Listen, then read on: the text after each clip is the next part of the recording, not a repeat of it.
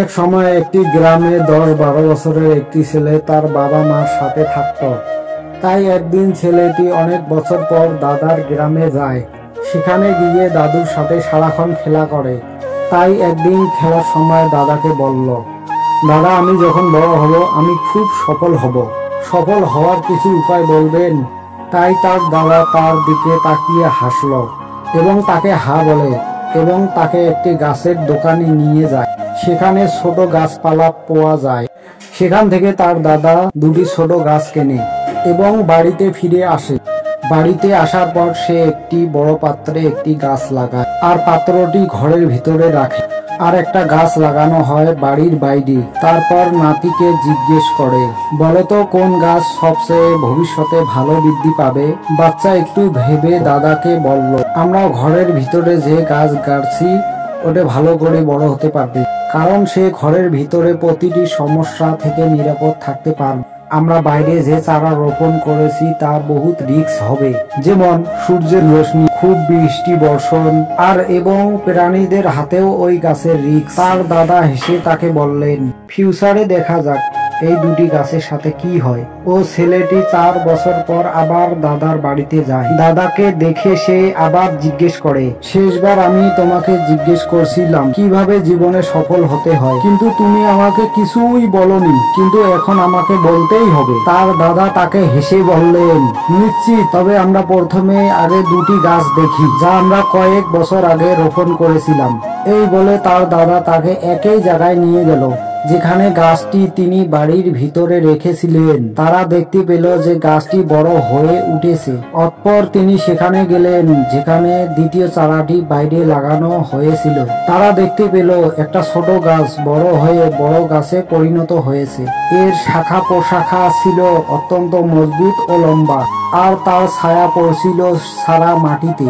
আর তার ছেলের দাদা তার দিকে তাকালো এবং তাকে বলল, আমাকে বলো তো কোন গাছটি বড় এবং শক্তিশালী হয়েছে, কোন গাছটি বেশি সফল হয়েছে? ছেলেটি বলল, আমরা যে গাছটা লাগিয়েছি বাইরে। কিন্তু দাদা, এটা কিভাবে সম্ভব? এই গাছ বহুত বিপজ্জনক পরিস্থিতিতে ছিল।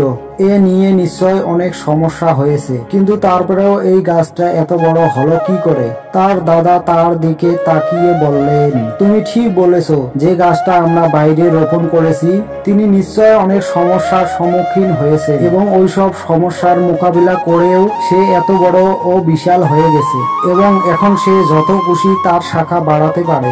আর ঝড়, ভারী বৃষ্টির মতো সমস্যা সে এর শাখাগুলিকে আরো বড় এবং শক্তিশালী করে তোলে। আর সেই কারণেই আজ এত বড় গাছে পরিণত হয়েছে। এখন সে সব সমস্যা তার সামনে ছোট।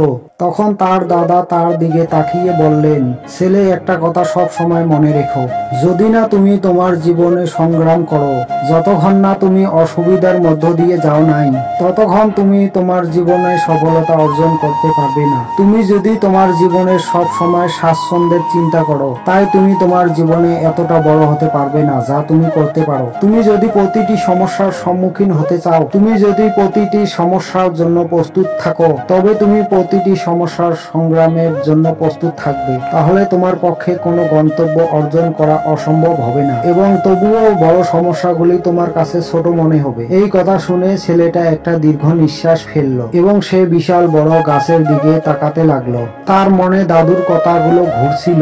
বন্ধুরা, আমরা আমাদের জীবনে সমস্যা, বাধা এবং কঠিন জিনিসগুলিকে আমরা শত্রু হিসেবে বিবেচনা করি, কিন্তু এসব বাধা, এসব অসুবিধা আমাদের শক্তিশালী করে তোলে এবং আমাদের জীবনকে আরো সফল করে। কেউ বলেছেন, আপনি যদি আপনার জীবনের সমস্যার সম্মুখীন যদি না হন, তো বুঝে নাও তুমি ভুল পথে আছো। তো বন্ধুরা, এই গল্পটা কি আপনি আরো মানুষের কাছে ছড়িয়ে দিতে চান, তাহলে এই ভিডিওটাকে লাইক করো, যাতে ইউটিউব এই ভিডিওটিকে বেশি বেশি আরো মানুষের কাছে শেয়ার করতে পারে।